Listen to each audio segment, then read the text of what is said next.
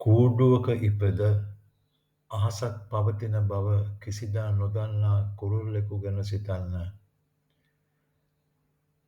වැඩසටහන්ගත විශ්වාසයන් සහ මතවාදයන් තුළ සිරවී සිටින අපේ මනසත් එහෙමයි.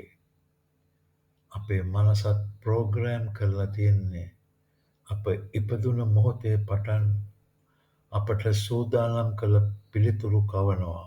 අපිව ප්‍රෝග්‍රෑම් කරනවා. ආගම අප විශ්වාස කළ යුත්තේ කුමක්දැයි පවසනවා. දේශපාලනය අපි විශ්වාස කළ යුත්තේ කවුරුන්දැයි පවසනවා. සමාජය සාර්ථකත්වය යනු කුමක්දැයි පවසනවා. සංස්කෘතිය හලිවැරැද්ද කුමක්දැයි පවසනවා. අපේ අවසරයකින් තොරව ස්ථාපනය කරන ලද මෘදුකාංගයක් මෙන් අපිවත් ප්‍රෝග්‍රෑම් කරලා තියෙන්නේ. ඒවා අපගේ සෑම සිතිවිල්ලකම පසුබිමින් ක්‍රියාත්මක වෙනවා. නමුත් මෙන්න අපහසු සත්‍යය. ප්‍රෝග්‍රෑම් කරන ලද මනසකට නිදහසේ සිටිය නොහැකි. එයට තොරතුරු සැකසිය හැක්කේ දැනටමත් ප්‍රෝග්‍රෑම් කර ඇති පෙරහන් හරහා පමණයි.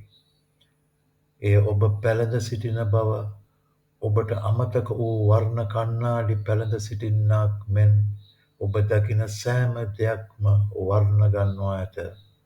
නමුත් ඔබ සිතන්නේ ඔබ යථාර්ථය දකින බවයි. යමෙකු ඔබේ විශ්වාසයන්ට අභියෝග කරන විට කුමක් සිදුවේදැයි බලන්න.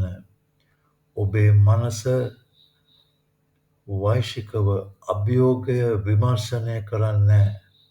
එය ආරක්ෂා කරනවා. එය පහර දෙනවා. එය ඉවතලනවා. මේ සත්‍ය සොයන බුද්ධියක් නොවේ. තමා ආරක්ෂා කරගන්නා වැඩසටහනක්. සැබෑ චින්තනයට හිස් අවකාශයක් අවශ්‍යයි.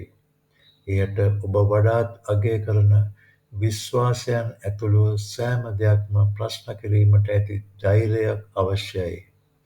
ඔබ සෑම ආගමකම විමර්ශනය කළ නිසා ඔබ කිතුණුවෙක් වේද? එසේත් නැත්නම් ඔබ ක්‍රිස්තියානි පවුලක උපන් නිසාද? ඔබේ දේශපාලන අදහස් ප්‍රවේශම් සහගත විශ්ලේෂණයක ප්‍රතිඵලයක්ද? එසේත් නැත්නම් ඔබ ඒවා ඔබේ පරිසරයෙන් උරුමගත් කරගත්තක්ද? ප්‍රෝග්‍රෑම් කරන ලද මනස සුවපහසු නමුත් සීමා සහිතය. ප්‍රශ්න ඇසීමට පෙර එහි පිළිතුරු එය දන්නවා. එය තහවුරු කිරීමේ දෝංකාර කලාපයක ජීවත් වෙනවා. තමාට සමාන අදහස් ඇති අයගෙන් වටවී සිටී. සහ පවතින අදහස් ශක්තිමත් කරන මාධ්‍ය පමණක් පරිභෝජනය කරනවා. නිදහස ආරම්භ වෙන්නේ අවබෝධය තුළින්. ඔබ සිතන බොහෝ දේ ඔබගේ සිතිවිලි නොවන බව හඳුනා ගැනීමෙන්. එය නැවත ධාවනයකි. එය පුනරාවර්තනයකි. එය ණයටගත් විශ්වාසයකි. ප්‍රශ්නය වන්නේ ඔබේ විශ්වාසයන් නිවැරදිද වැරදිද යන්න නොවේ. ප්‍රශ්නය නම් ඒවා නොමැතිව ඔබට සිටිය හැකිද? ඔබේ මතවාදී රාමුව හරහා ක්ෂණිකව ලේබල් කිරීම, විනිශ්චය කිරීම හා පෙරීමකින් තොරව ඔබට යථාර්ථය නිරීක්ෂණය කළ හැකිද? නිදහස් මනසකට විශ්වාසයන්ට ඇලී සිටීමට අවශ්‍ය නැත.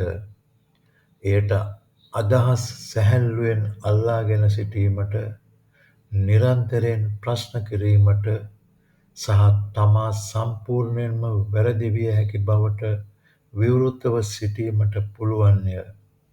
එය දුර්වලකමක් නොව, එය අවසාන ශක්තියයි.